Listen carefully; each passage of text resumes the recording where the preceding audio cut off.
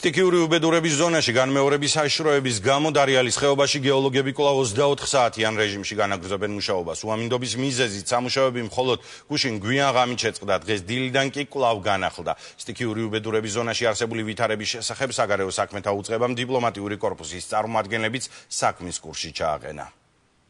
რეგიონალური განვითარებისა და ინფრასტრუქტურის სამინისტრომ დარიალის ხეობაში სტიქის გამომწვევ მიზეზად მყინვარის ფენების ინტენსიური მოძრაობა დაასახელა.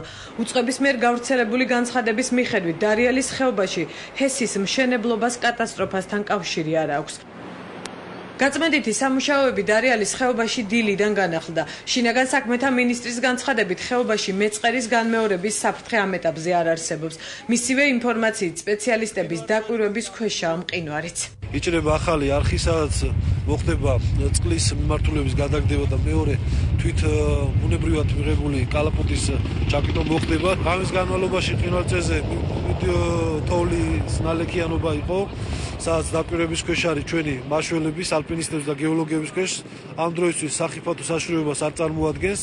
სამუშაოები აქტიურ ფაზაში არის. მძიმე ტექნიკა ამ დრომდე მიწის დიდი მასისგან იმ ადგილს ასუფთავებს, რომლის ქვეშაც სავარაუდოდ რამდენიმე ადამიანია მოყოლილი. გვიან ღამით ამინდის გავარესების გამო სპეციალისტებმა გაწმენდის პროცესი შეაჩერეს. როდესაც სამუშაოები მიმდინარეობს, აკვირდებიან იქ ყველანაირ ცვლილებას, აქვთ კონტაქტი იქ სამუშაოების მწარმოებელთან.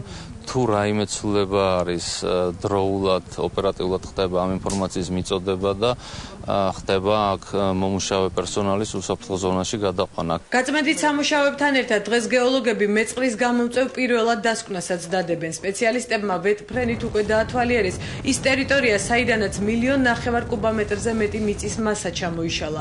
მოსალოდნელი საფრთხის გამო კი მონიტორინგი დამეწყრილ ტერიტორიაზე 24 საათის განმავლობაში მიმდინარეობს. მათი შეფასებები წარმოდგენილი იქნება დღეს, თუ რა იყო გამომწვევი მიზეზი და როგორი არის საშიშროების რისკები. რაც შეიძლება ამ ეტაპზე ითქვას, არის ის, რომ კავშირი ჰესის მშენებლობასა და ამ განვითარებულ მოვლენს სტიქიურ უბედურებას შორის არ დგინდება, რადგან ეს ორი ტერიტორია მიეკუთვნება გეოლოგიურად აბსოლუტურად განსხვავებულ ზონებს. გუშინ ჩამოწოლილი მიწის მასიდან ერთი დაშავებულის გამოყვანა მოხერხდა.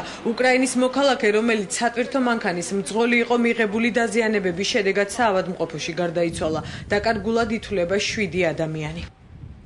გეოლოგების მტკიცებით მყინვარწვერზე ამ დრომდე დარჩენილია მოუწყვეტელი მეწყრის ნაწილი, რამაც შესაძლოა დამატებითი პრობლემები შექმნას. დაგუბებული წყლისთვის ახალი კალაპოტის გასაკეთებლად სამუშაოები მიმდინარეობს. უსაფრთხოების მიზნით კი ყაზბეგიდან ლარსის მიმართულებით გადაადგილება აკრძალულია. მეწყერს საშიშ ზონებს ხეობის ყველაზე მაღალი წერტილიდან მესაზღვრები აკვირდებიან. ბოლო ინფორმაციით ევაკუირებულია 200-მდე ადამიანი, მათ შორის უცხო ქვეყნის 40 მოქალაქე. მინდა უკან გადასვლა და აქ ვდგავართ, რომ იმედი გვაქვს, რომ როგორმე გადაგვიყვანენ. რამდენი ადამიანი ხართ? 5 ვართ. საჭიროების შემთხვევაში საქართველოს საგარეო საქმეთა სამინისტრო სტიქის სალიკვიდაციო სამუშაოებში ტექნიკური დახმარების თხოვნით პარტნიორ ქვეყნებს მიმართავს. ამის შესახებ საგარეო საქმეთა მინისტრის პირველმა მოადგილემ განაცხადა. თუ კი რაიმე იქნება საჭირო, ბუნებრივია ჩვენ ყველა ქვეყანას, ჩვენ პარტნიორ ქვეყნებს მიმართავთ ტექნიკურ დახმარებასთან დაკავშირებით. ჩვენ არ ქონია რუსეთის ფედერაციასთან კონტაქტი ამის თაობაზე, ჩემთვის ცნობილია, რომ მათ გაავრცელეს საგარეო საქმეთა სამინისტრომ გაავრცელა განცხადება ამასთან დაკავშირებით, თორე უშუალოდ ჩვენ კონტაქტი რუსეთის საგარეო საქმეთა სამინისტროსთან არ ქონია. დარიალის ხეობაში მუშაობას აგრძელებს სახელმწიფო უსაფრთხოებისა და კრიზისების მართვის საბჭო. დაკარგული პირების ძებნას წყლის მაღალი დონე და ჩამოწოლილი მეწყერის დიდი მასა ართულებს.